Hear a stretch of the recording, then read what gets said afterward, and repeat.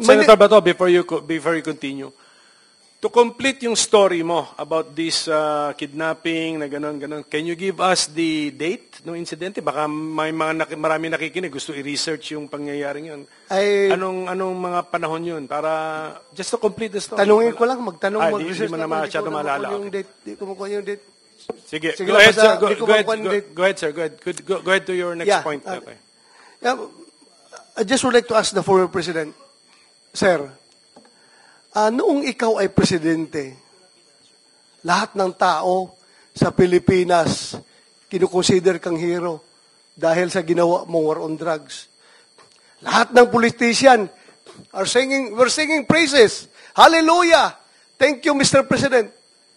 Meron pa nga mga congressman nagsabi, Mr. President, sana ma-extend ang term ni Pangulong Duterte dahil sa ganda na nangyari sa ating war on drugs. 1.6 million ang nag-surrender in the first 6 months. The crime volume was reduced to 49% during the first 6 months. At ang nahuli, there were around 300,000 na nakakulong sa mga kulungan all over the Philippines. Kaya nagka-problema tayo kung paano natin i-deal yung overcrowding ng ating mga kulungan. Ito, buhay ito ha. Ito mga nakakulong, buhay yan. Dahil hindi nanlaban, hindi lumaban, kaya buhay sila. Around 30,000 nakakulong sa lahat ng mga estasyon. Alam ng Pilipinas yan, Senator. Yes, sir. Nasa TV yun eh. Nag-surrender lahat by the thousands. Nakita naman ng buong Pilipinas yan.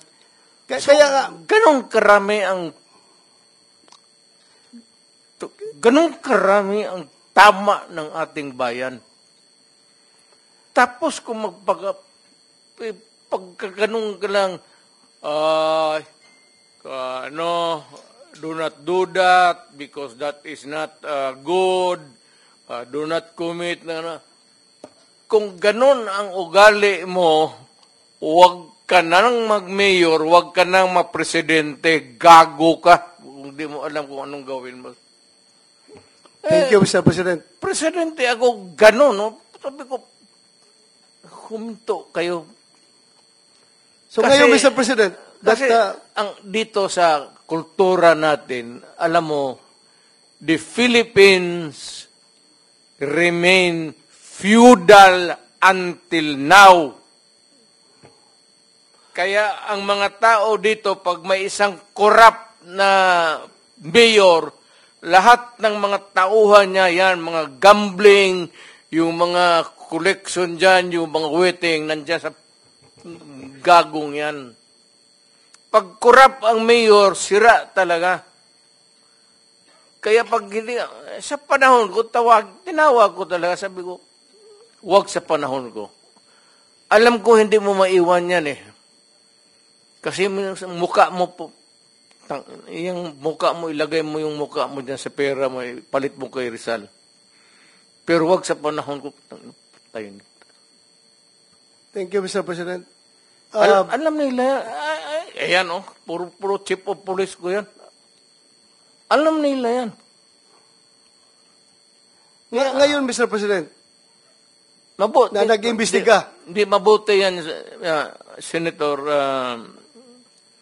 Mr. Chairman, give us enough time so that malaman na rin ng Pilipinas na kung ano talaga ang problema ng Pilipinas. Sisirain talaga ang bayan natin. Sigurado. Kawawa ang mga bata. Yan ang problema ko. Ngayon, mayor ako, sabi ko, wag na wag kasi kawawa yung mga bata. Now, Mr. President, ngayon na ikaw ay iniimbestigahan sa war on drugs, where are they now? Yung mga nagsusuporta sa iyo noon sa war on drugs. Hindi natin narinig ngayon. Iniwan ka sa ere. Ano po yung naramdaman mo? Takot. Alam ko kasi yung tao. For the good time lang yan sila. Yung mga crisis kang ganito, Wala ka namang kaibigan.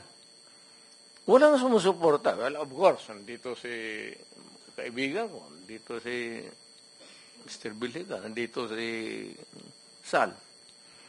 Ayan dyan sa likod ko. Ilan lang yan. Pero, pagka, ngayon, ang Davao, ngayon, taga-Davao ka man. Taga-Davao kayo lahat. Kayo mga general, dumaan doon. O ano, good time na. Peaceful na. Walang gulo. Walang pickpocket. Pero, wala, hanggang dyan lang. Kalimutan na ng tao yan because sa bagay naman trabaho mo yan eh. Tama naman sabihin ng tao na, bakit kami may utang na loob sa iyo? Bayad ka. Trabaho mo yan. Tama yan. In theory, tama yan. Tama sila. Kayong mga pulis. Ikaw. Pati ako. Pero, yung dapat lang malaman na yung pagiging mayor ko, pagiging talagang presidente, dinibdib ko yan. Wala akong agenda. Wala akong dinagdag na baski isang poste sa bahay ko. Wala akong bagong kotse. Hindi ako nakatikim ng Mercedes-Benz. Dinibdib ko talaga ang trabaho ko para sa bayan ko. Ayaw ko maging hero. Kasi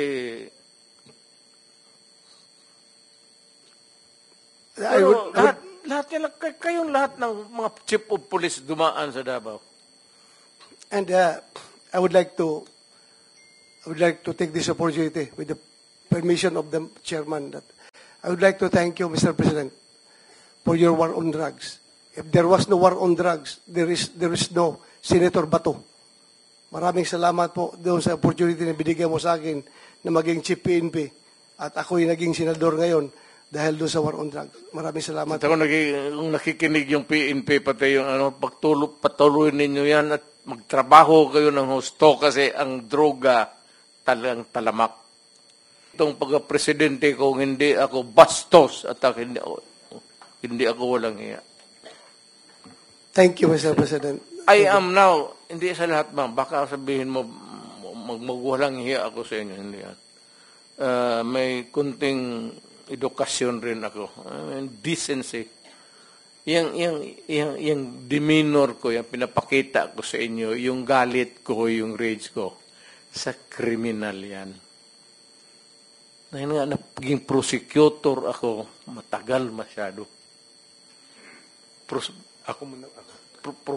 Professor ako